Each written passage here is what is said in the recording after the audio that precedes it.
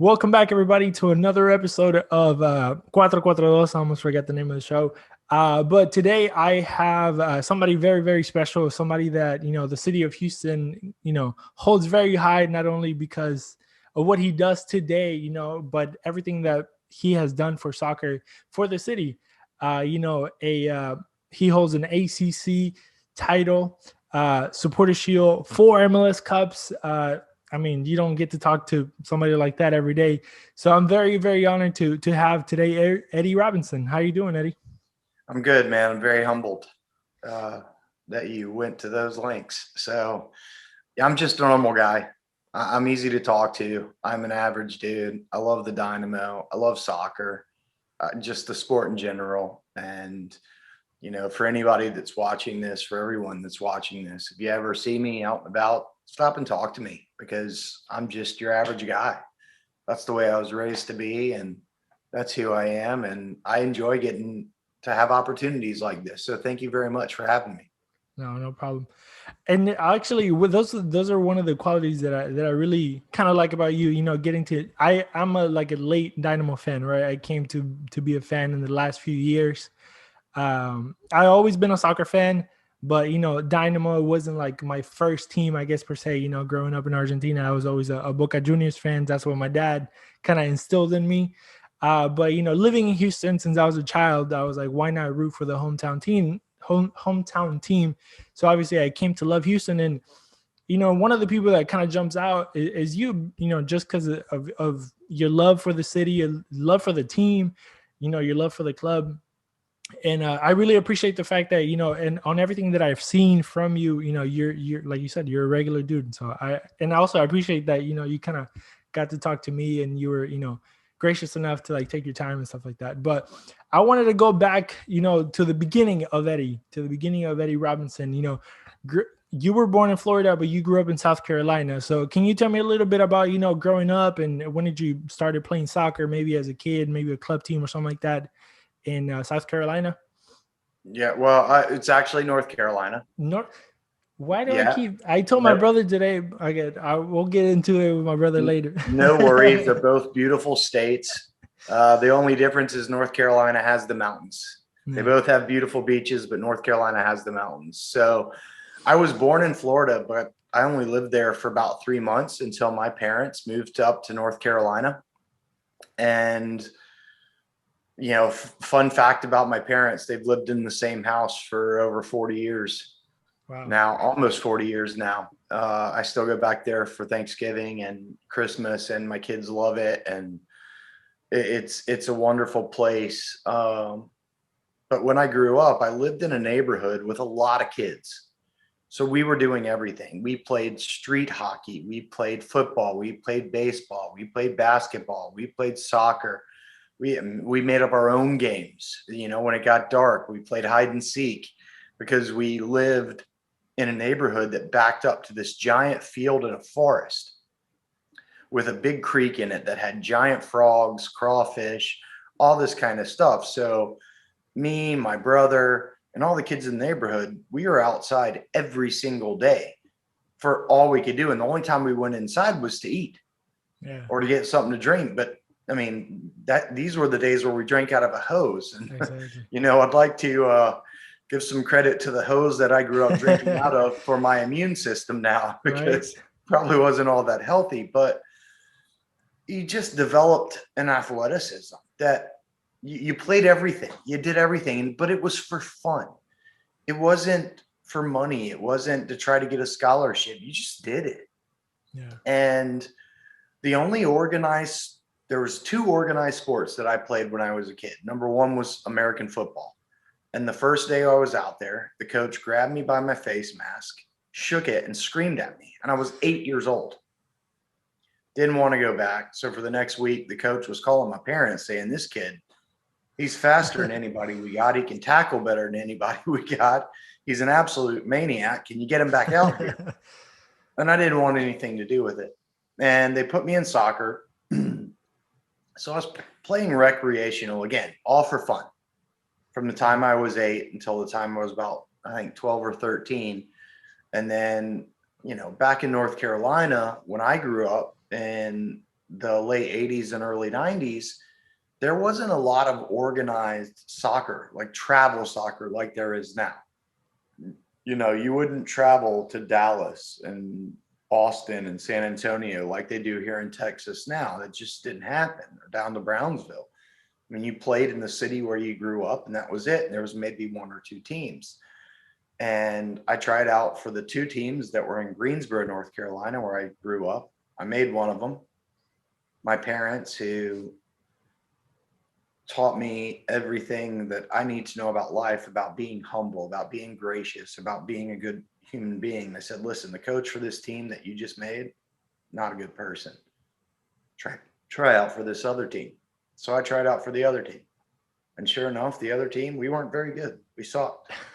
But you know what? I learned a lot from the coach that I had, and that was the beginning of it for me. And it just carried on from there into college and or high school, college, and so forth. And the rest is history. Was that Greensboro Soccer Club by any chance?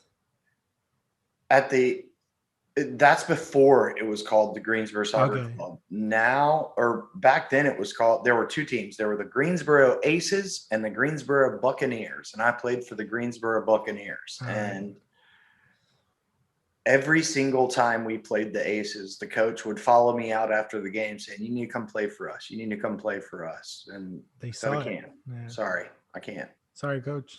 Not for me. That because I'm thinking, because I wrote down a Greensboro SC because I was going to ask you about the youth club, and that's why I say South Carolina instead of North Carolina. So I was trying to correct my mistake there. No worries. No. But so going into high school, because you know I always like to talk about high school because that was like my glory days. So I want to kind of relive everybody's glory days. You went to Page High School. Where you had a bunch of honors there, all South, all state, all American. How's that like? You know, just going in and being one of the top guys in in the state, in the region, in the country. Well, and that's the interesting thing, and this is what when I was involved with the Dynamo Academy, one of the things that I always tried to impart to those players is the ability to understand your situation and have perspective, because a lot of people don't understand perspective because perspective only comes from real life experiences.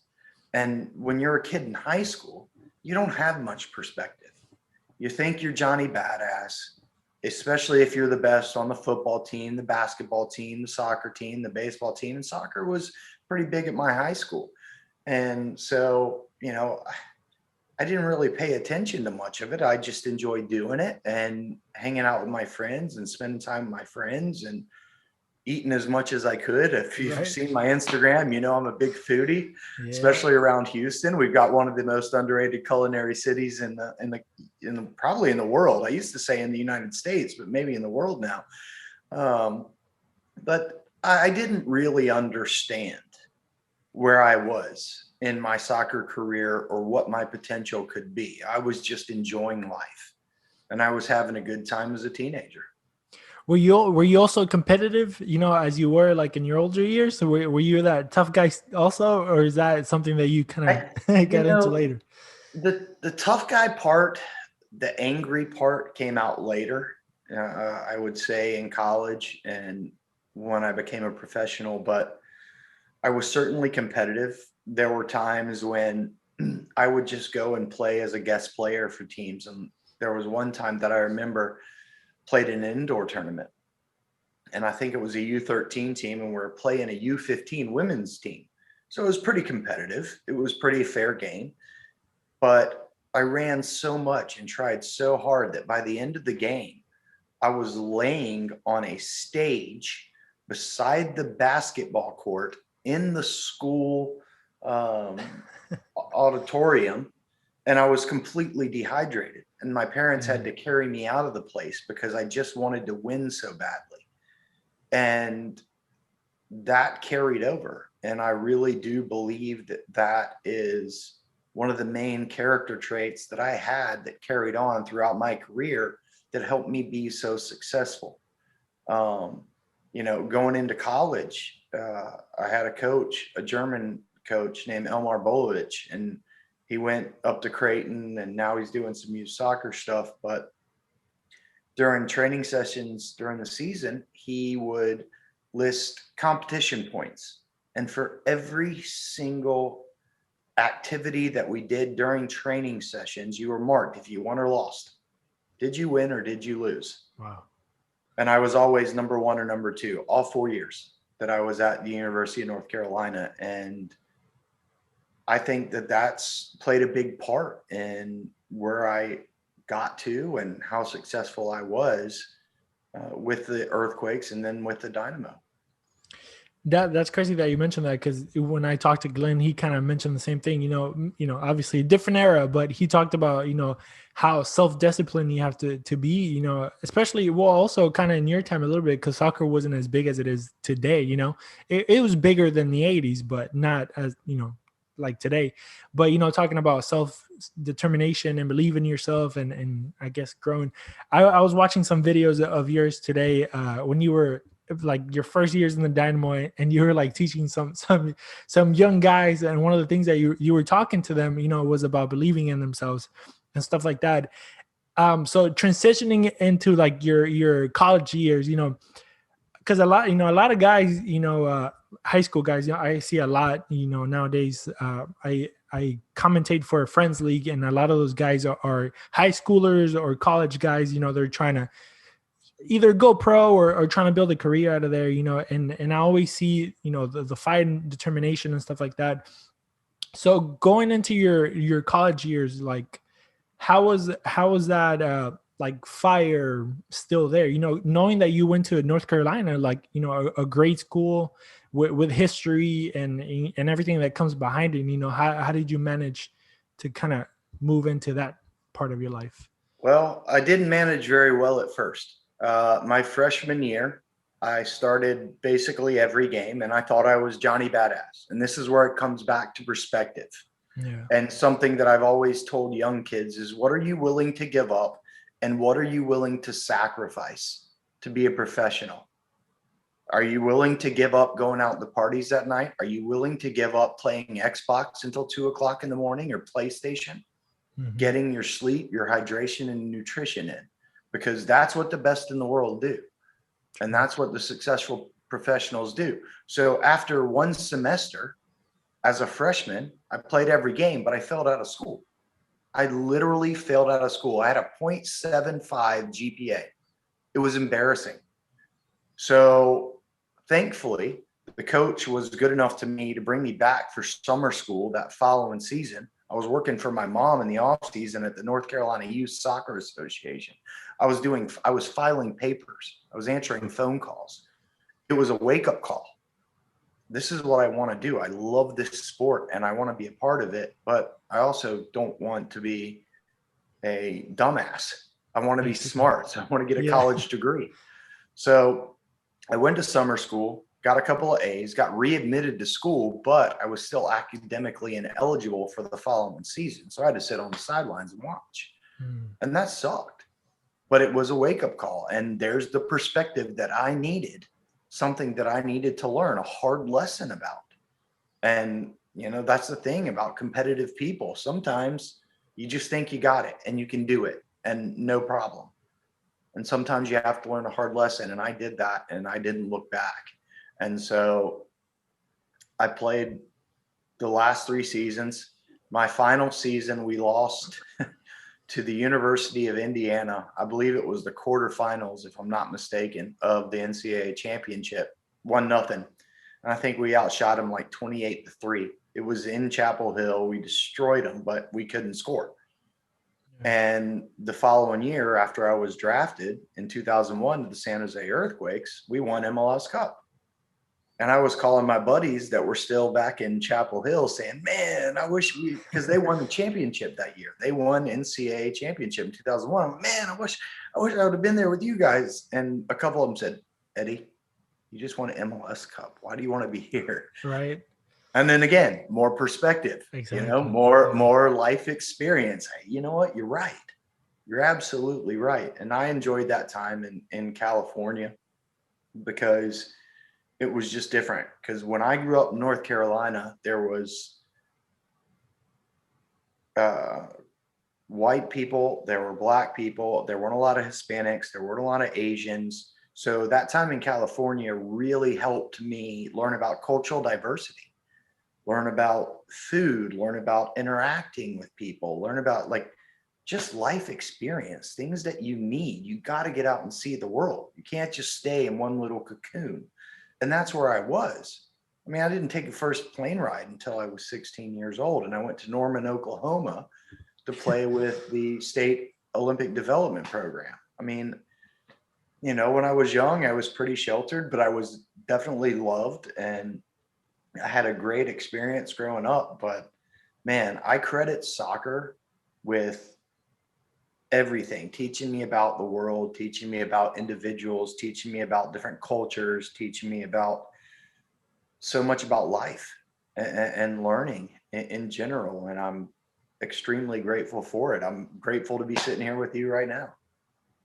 That's insane, you know, because you always see soccer as just, you know, some people just see it as a sport and, you know, people fight about it and, you know, cuss each other out and stuff like that. But they never see the other perspective of soccer, how it can help you grow as a person and just become, I guess, a man or a woman, you know, at the end of the day. But yeah, I mean, you're opening my eyes, you know, to see, I guess, you know, people, not just people, but like soccer players as people as well. Because, you know, sometimes you see them and you're like, you know, do this, do that. You know, you play coach on your couch, and it's crazy that, you know, you guys are real people with real feelings and emotions. And talking about emotions, it's a good segue here.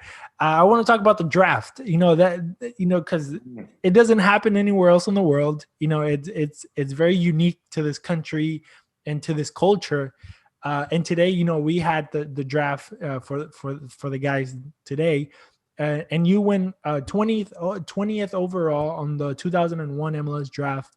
Can you kind of give us a perspective, like a firsthand, you know, account of what happens, you know, to a young guy that is coming into the draft like that?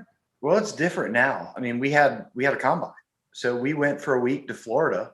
And I don't know if you're familiar with Ray Hudson, who does a lot of the Spanish broadcast on BN Sports. He's absolutely fantastic, very energetic guy.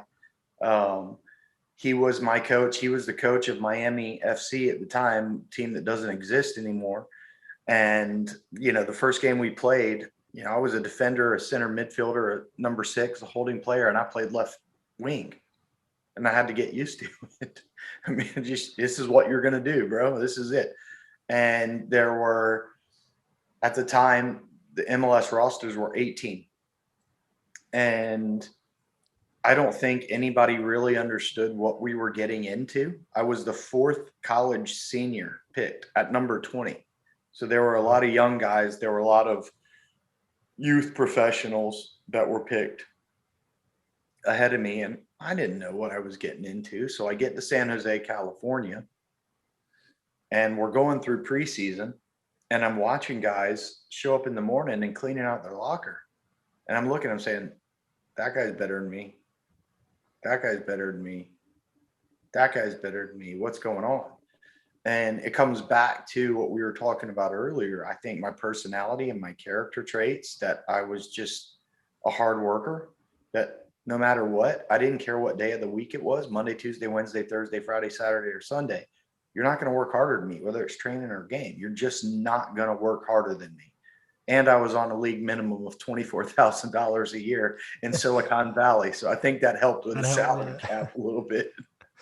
That's awesome. But it's a bit overwhelming if you've never been around that the professional level, because you don't know what to expect.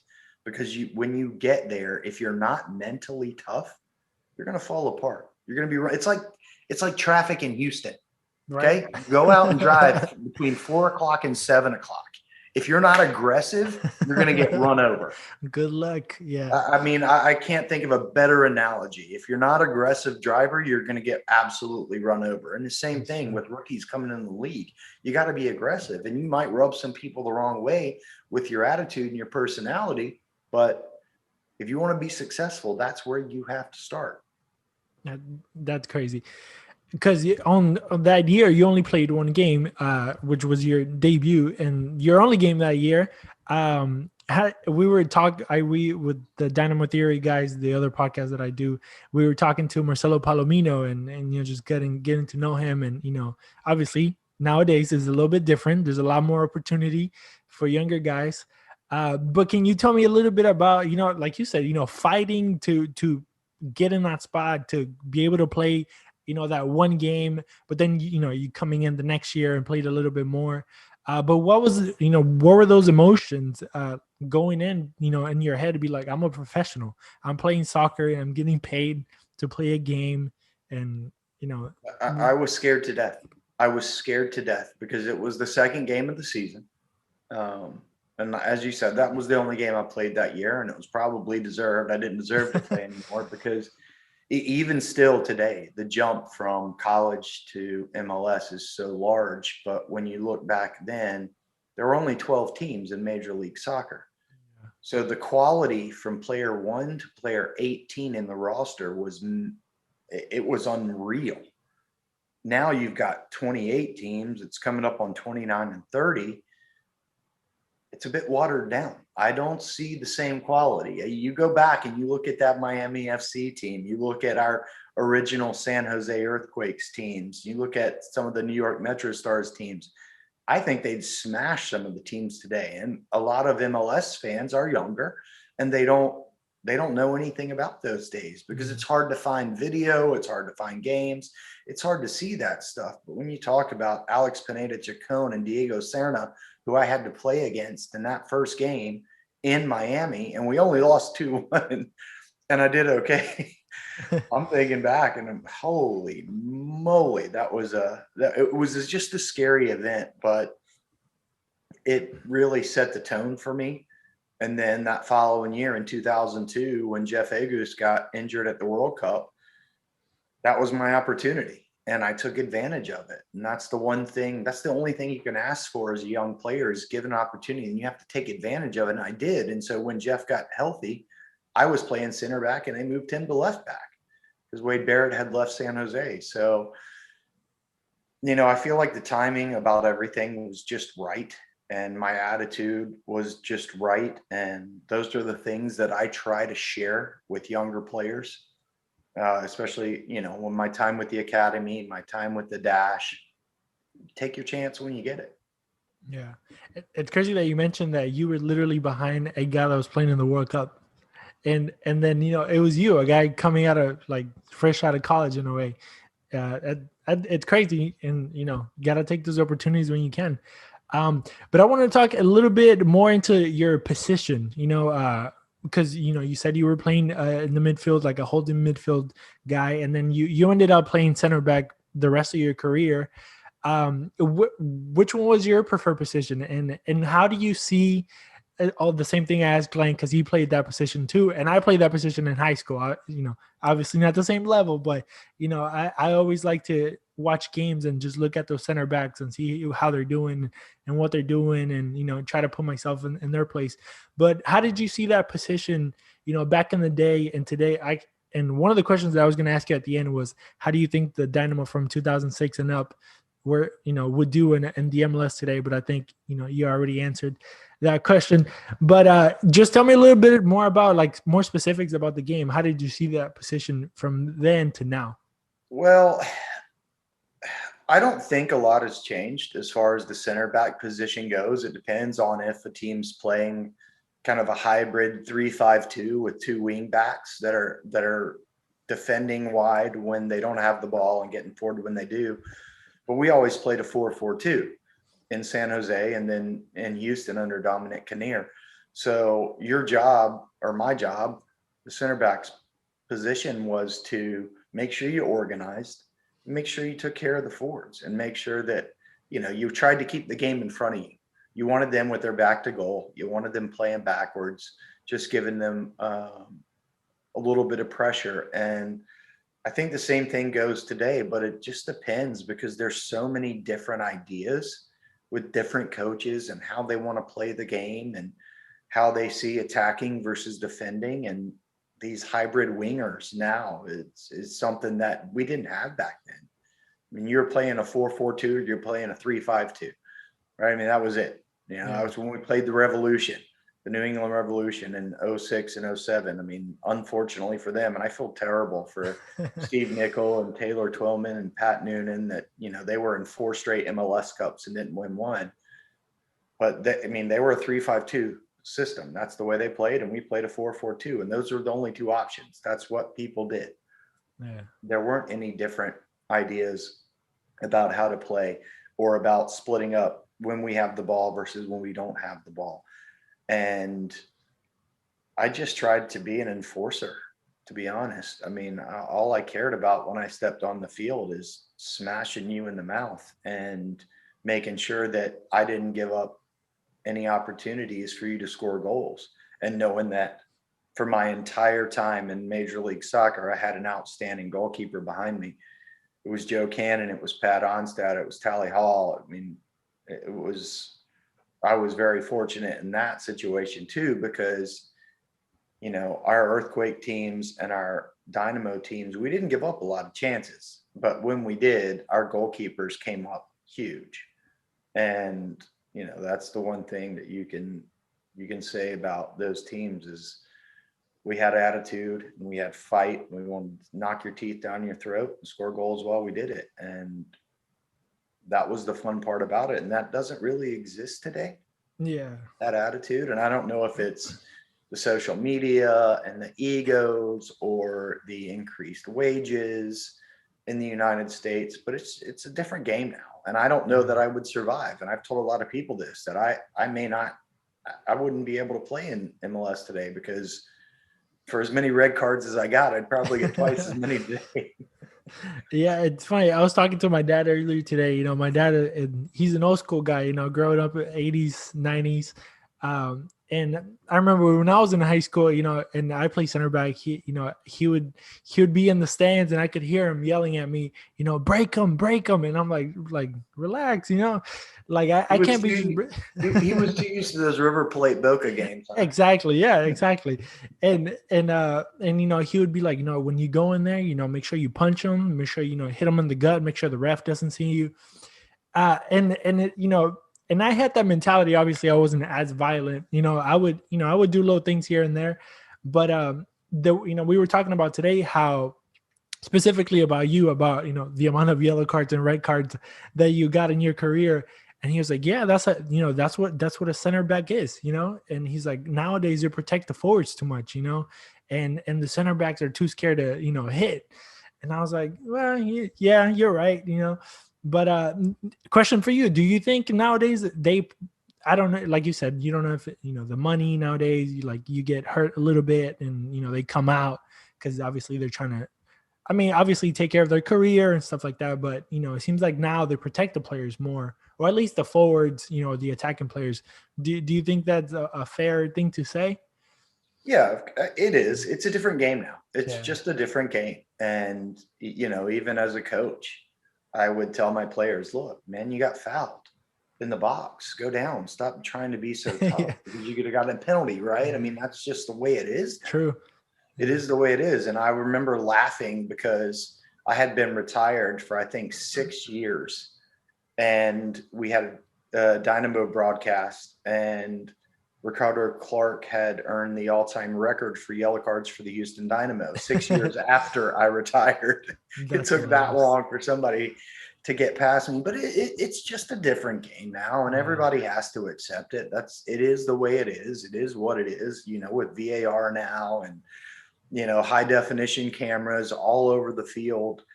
You've got to be careful. And like I said a minute ago, I don't know that I'd be able to get away with playing for very long in the league now, because I was just a mean, what for so long. But I wanted to win.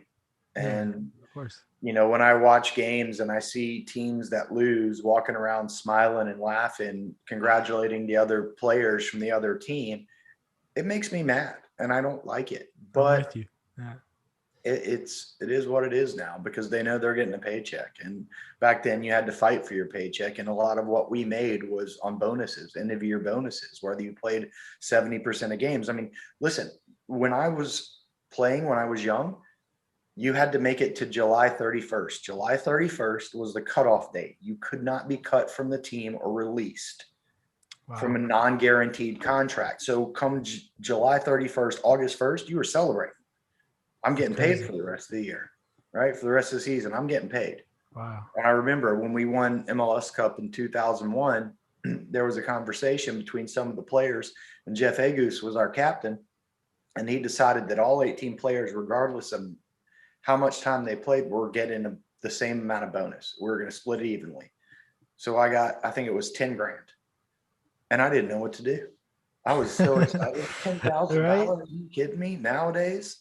Oh, yeah. I mean, a lot of these guys are getting 10 grand a month.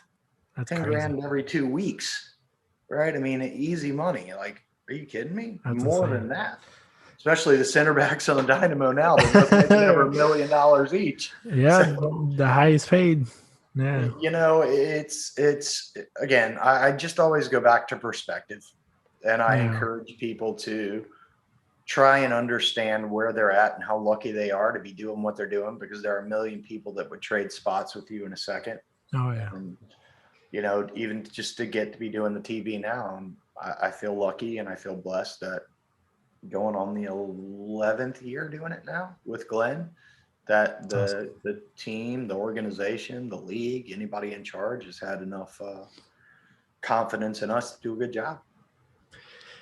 I mean, and then since we're talking about you being in Houston, I want to talk about that transition, you know, like that, because that's also another American thing, you know, very American, of like moving, you know, whole teams and organizations around and stuff like that. How was that transition, you know, for you, you know, personally? Well, I was angry at first because they took our two MLS Cups away. They took our supporter shield from 2005 away. I'll still argue with anybody that the 2005 Earthquakes were the best team in the history of the league. When you look at that roster and what we had, and we didn't lose a home game, and I think we only lost 4 games that year. I mean, it was such a good team. But to come to this city and have the reception that we had from the fan base, it was almost like it was destiny to win those 2 MLS Cups, because we were so appreciated. And you look at any of those guys that came, Ricardo Clark, Brad Davis, Dwayne DeRosario, Brian Ching, Pat Onstad, Craig Weibel, Wade Barrett. I mean, just Richard Mulrooney, the list goes on and on. None of us were ever worried about going out into the community. And you didn't get paid back then for most of the appearances. When you went out in the community, you did it because you wanted to. Nowadays, I think it's in the collective bargaining agreement. Players don't do appearances unless they're paid a certain amount of money, depending on where it is and who it's for. And we made that connection with our fan base. So it wasn't just, hey, I love the Houston Dynamo. It's, hey, my kid got to meet and spend time with some of these players. And now all of a sudden you had a personal relationship. So it was almost like you were rooting for your friend. It wasn't just some random person that you didn't know or you didn't meet, or maybe you got lucky enough to take a picture with.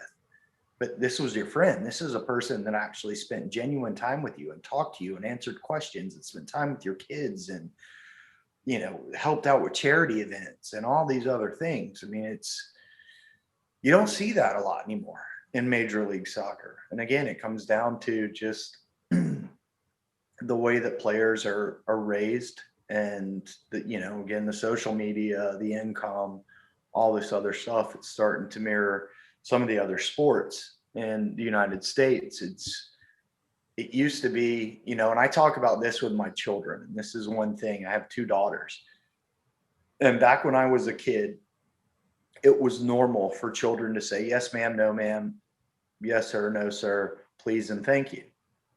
And if those kids didn't, it was a surprise. Nowadays, it's a surprise if those kids actually say, yes, ma'am, no, ma'am, please, and thank you.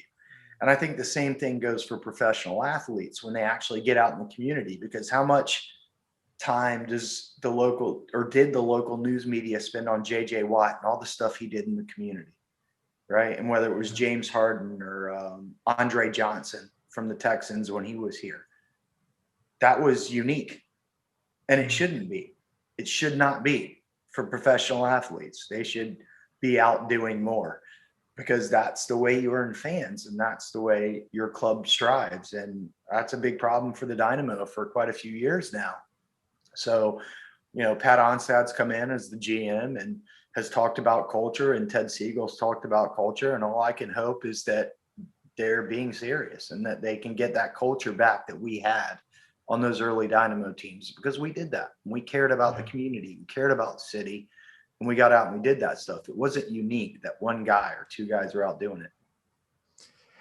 I mean, that's crazy, because, everybody just thinks about championships and, all the good times, but nobody really thinks about, you guys being out there and talking to people, being with people. I was watching also an interview that you did with Glenn and Paul Daglish maybe about a year ago or so. And you guys were talking about a young kid, I don't know how old they are now, but that, he was having surgeries and you guys kind of kept up with him and y'all became friends basically. And, that doesn't happen. Like you were saying, that doesn't happen when that professional athletes, basically become friends with the regular folks, from the town. But it wasn't, well, it seems like it wasn't, just to like look like a good guy, but, it was out of love, I guess, love for the people, love for what you're doing, out of respect and all that. So, I mean, we appreciate that. And like you said, hopefully that turns around as well, because it would be great for kids nowadays to be able to see all these professionals, out there with them and playing with them. But let's get more into the soccer part of that Houston Dynamo, because, obviously y'all did great things for the community outside of the pitch, but inside of the pitch, you guys were killing it. And you personally, you had a great time over there fighting with Dallas players, going to all-star games, going to the men's national team in 2008. So I have here on my little notes, I have in 2006, you played against Chelsea in the all-star game. 2007, you were part of the MLS best 11. I mean, you were one of the best 11 in the whole league. 2008, you were into the national team. You had, your one only game, but you scored. So can you like touch on those three things? Because I think those are, if I had that career, those would be like highlights for me in my sports career. And I'm sure for you, without hopefully they are question. too. I mean, starting off with the all-star game against Chelsea, I mean, we come back and you're seeing a bunch of guys that just played in the World Cup. I mean, they're in their preseason, and it's mind-blowing to play against a bunch of American guys week in and week out, and then see these international all-stars that you watch on TV every weekend, wishing you could be playing there because they're making millions of dollars. So I came on at halftime, and I don't think it was I don't remember how long into halftime it was, but somebody gave the ball away in midfield, and the ball went through our goalkeeper's legs, and I'm chasing it back towards the goal. I'm thinking I'm going to clear it, but I'm also thinking, no, I'm just going to smash this into the side net because I'm not going to get there in time. Somehow, and this is when Chicago built their new stadium. So the grass was terrible. It was really thin and really deep, and it was just awful. It was just an awful place to play. But I managed to get the ball around the side of the net. So, the rest of the game goes on. Dwayne DiRosario scores. We win 1-0. I think Peter Novak was the coach. This was when Jose Mourinho was at Chelsea. Yeah. And I was fortunate enough to be standing beside Frank Lampard when the final whistle blew, and I got his jersey. So I have a Frank Lampard game-worn Chelsea jersey. I was pretty fortunate. And Jose Mourinho locked everybody out of the locker room, but you could hear him screaming because he was so angry that they lost to a bunch of random American guys. I mean, I remember passing the ball to Nate Jakwa, and probably a lot of people say, who's Nate Jakwa? Well, he played in Houston. Big center forward, guy that I really appreciate. I mean, Freddie Adu was on that team. Obviously, Dwayne was on that team. It was a great team. We had a lot of fun. But that was obviously a highlight. And then just being named best 11 and getting that appreciation is more than anything from the players in the league, because the players get to vote too on that. And once upon a time, someone asked me, they said, if you were commissioner for a day, what would you do?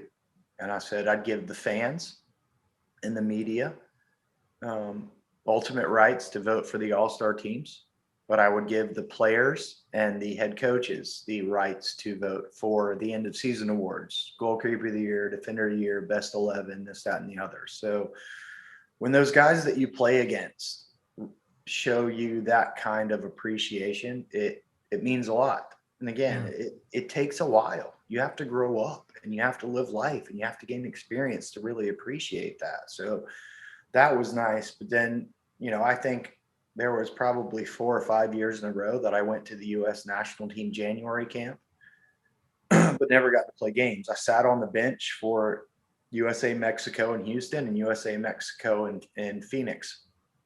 And what amazing experiences. But when I got to play against Sweden and LA and scored that goal, it was funny because that night we won. I think was it 2-1 or 2-0? I'm trying to remember, but Landon Donovan scored a penalty kick for the second goal for the United States. And he became the all-time leading goal scorer for the United States. So nobody gave a crap about me. That's hilarious. Like, your first goal. Overshadowed. But, again, it all ends up in leading to a bit of humility and fun times and great memories. And, there's just no words to describe to anyone how appreciative I am and how lucky that I've been to have the experiences I've had and to have done what I did for as long as I did it. And what a ride it's been. Yeah. I mean, just for perspective issues, for everybody listening, that Chelsea team that he's talking about, Mourinho was the coach. I have here Cole, Robin, Ballack, Lampard, John Terry, Drogba, Shevchenko were on that team. So, they weren't playing any just like chumps or Chelsea second team. Y'all were playing Chelsea. And they all played. I remember Jimmy Conrad. I don't know if you are familiar with Jimmy Conrad at all. He spent quite a few years with the national team, played in Kansas City, played with us in San Jose for quite a bit. He was a center back also. Played a little right back, but he got into it with Didier Drogba, and I'm sitting there on the bench just laughing my tail off, trying not to cuss him. Guy, yeah. But I mean, it was almost a surreal experience. And when you're that young, it's hard to understand how special it is. Yeah, that's insane. Just a little quick thing about playing in like internationally, like, since you said you first got on a plane, going to a camp when you were 16, but then you were able to, go play, in Central America against Central American teams and playing, playing those teams at home. How was that, that experience, maybe different soccer culture over there as well? How were those games, that experience? When they started, there was a tournament called Superliga, which there's probably a lot of fans that aren't familiar with. That was similar to the CONCACAF Champions League. And I've never seen anyone so competitive as those teams were when they played against MLS teams. Because when you think about it, in our region of the world, the United States, it's just kind of the top of everything, but never has been at soccer. So they had something to prove, whether it was Honduras, El Salvador, Costa Rica, Mexico, Jamaica, anywhere, Panama. I mean, we played in all those countries. We played against all those teams. The Pachuca games were epic, absolutely epic, our games against Pachuca. And if you haven't seen them, go back and watch them, please.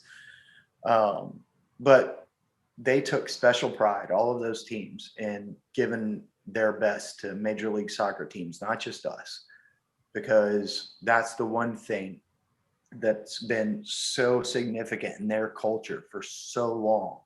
that's just kind of taken hold in Major League Soccer, because let's be honest, Major League Soccer is only 26 years old, 27 years old. Super young. And it's, people, it's ingrained.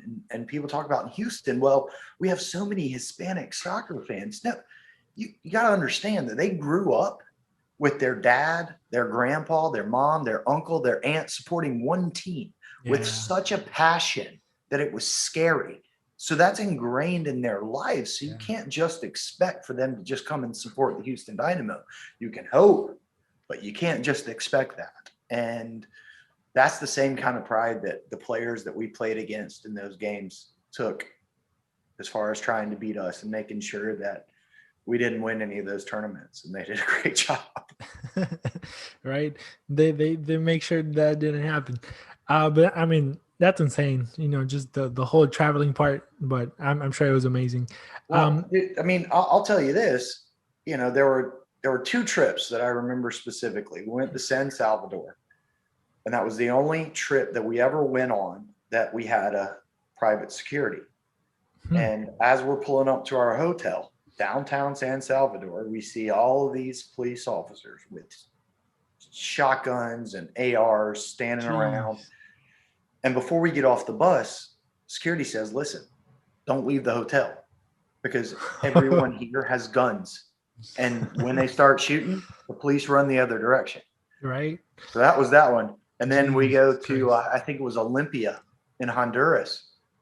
We get to the stadium and we pull up right next to this very small door it's only big enough for someone small to fit through. And you almost have to walk through it sideways. And we're about to get off. And someone says, hold on. The bus driver says, wait. No, stop. Out of that door comes about 40 police officers with riot shields, and they create a tunnel for us to go off the bus and into. So as soon as we get off the bus, there's bags of feces and urine and batteries and coins just pouring down on top of us. It was unbelievable. It was crazy. And crazy. As an American kid, you don't understand that. If you grow up in those in that society, then you get it. I mean, it is what it is. That's the passion that people have. And maybe it pours over to get to be a little too much, but that's the passion that those people have for their teams and their culture and the game of soccer. And I hope that one day the United States can get to that, not the batteries part, the violence, but just the passion and the love of their teams. That's crazy. I was going to ask you, did you go play in Argentina? Because that sounds like Argentina back in the day. Man. La Bombonera. Exactly. That's what, you know what you're talking about. Smarter than I look. Don't let this face fool you. Smarter than I look. No, it's crazy because I remember as a kid, just a quick story here. As a kid in my neighborhood, I lived like 2-3 houses away from a corner, from a little intersection. And I remember on Clásicos, on River against Boca, my parents wouldn't let me go outside. We played soccer outside, but she wouldn't let me because everybody would gather in that corner, and every single time there would be fights and the whole thing, because some of the guys would be on one side of the street and then the other guys would be on the other side. But of course, everybody ended up crossing over and just going at it. But it's she would be like, you can't go out, not today, can't go outside, you stay inside. And all the kids just peeking out their windows or out the fence and stuff like that. But yeah, those people are crazy. When people say football is all right. Okay, I'm sorry. No worries. When people say football is life in the rest of the world, it really is. It really is. And I hope that someday in the United States it gets to that level. But we're the only ones that have the NFL, the NBA, that have Major League Baseball, has NHL hockey. So there's a lot of different options where in a lot of other countries there just aren't. Football is life. And I love it. That passion for me is unreal. When I hear, you'll never walk alone before the Liverpool games. It's amazing. And being Argentinian, I'm curious about how you feel about the Philip Coutinho going to Aston Villa, seeing that scarf in the background. Yeah, so I'm a new Aston Villa fan. I decided this year, I was like, you know what? I've never followed the Premier League. You know, I know about the teams, I know about the players. And this year I just kind of picked a random one in a way. And I was like, I'll just go Aston Villa because, you know, they're not a Chelsea, a Liverpool, a Manchester United. They seem like a smaller team, but then once you start digging in, you know, they have history. So I was like, well, they're not so little after all. You know, every single team in England has history. So I don't know. I just decided to pick, you know, Aston Villa, and I kind of went all in, you know, as I usually do with my teams. So I only support three teams. These three teams: Boca, the Dynamo, of course, and Aston Villa. The other one was a gift, but you know, it's just there for aesthetics. Well, we're certainly grateful that you support the Dynamo. Yeah, I mean, I went all in. You know, when I decided, I think it was like 4 or 5 years ago, I was like, dude, like there's soccer right here. You know, being Argentinian and just kind of like, you know, I can follow Boca and but you know, there's only so much I can do from here. You know, I've never been to the stadium, even though I lived there until I was 8. But I was like, here, you know, I can go. I live 30 minutes away. You know, I can make the drive. I can go support. I can go chant and sing and do everything that I would do if I was over there. Right. Why not do it here? Why not support, you know, the home team? Why not support the city that I love, I guess? So I just kind of went all in. So, you know, so that's why I'm like so glad and kind of starstruck that I'm talking to you in a way, you know, because you mean so much to the city. So once again, thank you. Well, You I know? appreciate that. I really do. I don't see myself in that light at all. I just love this club, and even for all the struggles that it's had for the past few years, I honestly, I've tried to walk away, but I can't. Yeah, it's tough. It's in my blood. It's literally in my blood. I'm so glad. I'm so glad that we have, you know, as a fan, you know, that like you that go all in, you know, like there's no way for me to pick a different team. There's no way, because when I first started following the MLS, I was like, oh, I'm a Portland fan because I didn't know any better. Mm. And I was like, you know, they have a cool team and I like their fans and stuff like that. But it didn't feel right for me living in Houston, being a Portland fan. It just didn't feel right in my heart in a way, you know.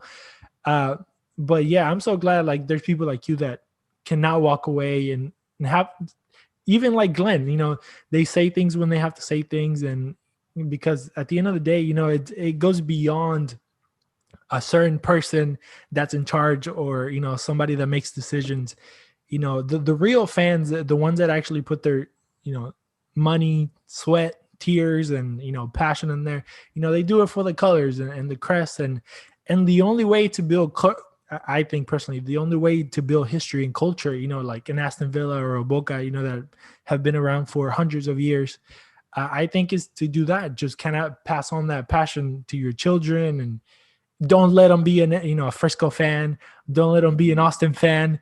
You know, you are orange till the day that you die. You know, and you know, people like you, legends, you know, that have played in the team from the beginning and just kind of stay with that passion. You know, you guys are like a motivation to be like, look at these guys. You know, they actually fought and they still care about the team.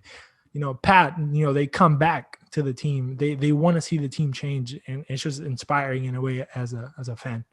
Well, I know that I want to pass it on. I want to do everything that I can. And as I told you, I'm just a humble guy that happened to have a decent career in professional soccer and was lucky enough to spend time playing for the Houston Dynamo. But, you know, I want people to know that if you see me, you can come up and talk to me.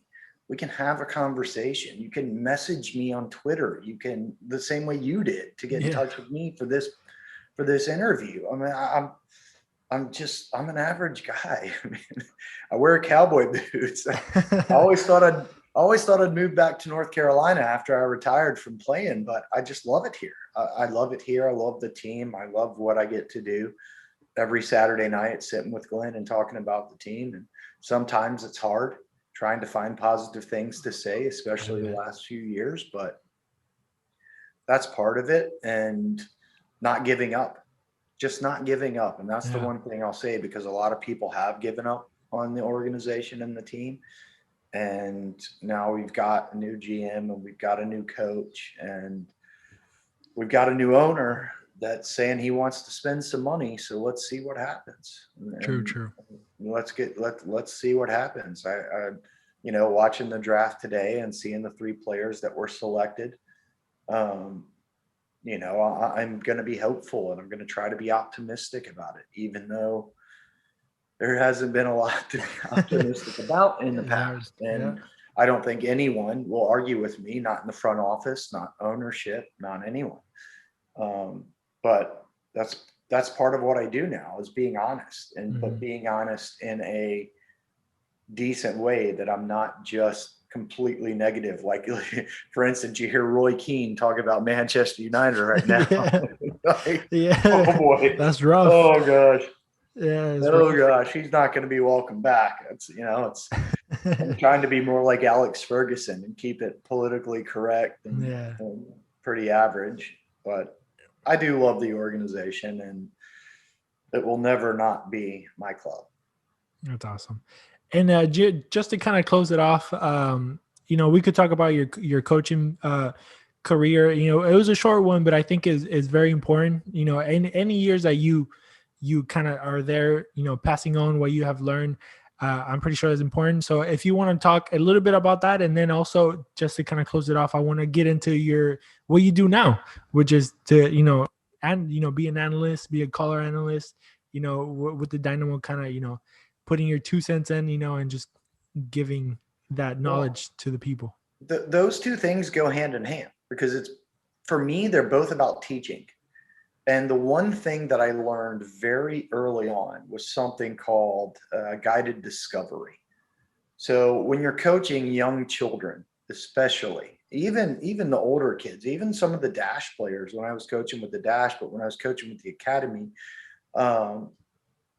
when a player does something that doesn't fit with the system or is not the way that you want it to be done, instead of saying, you did this wrong, here's how you should do it, you ask questions to make them think and lead them down a path to figure out the answer themselves. You don't just tell them how to do it.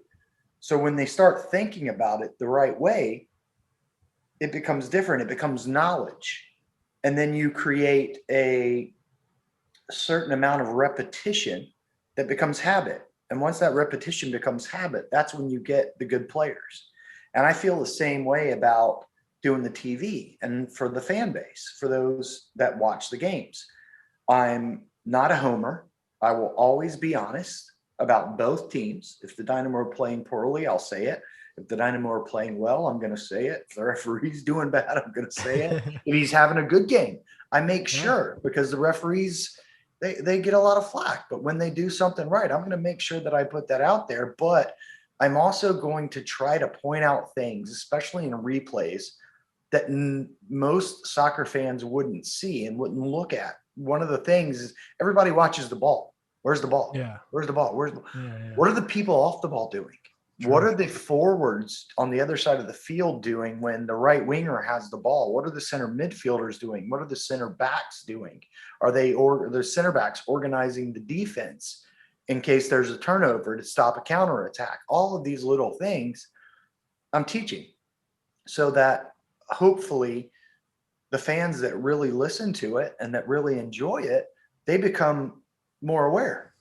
Yeah. They learn more about the game. I'm a teacher of the game, so they can hold the players, the coaching staff, the organization to a higher standard, because that's what they need. And that's what we need as an organization. So I look at coaching and doing the television analyst a lot the same. It's all about teaching.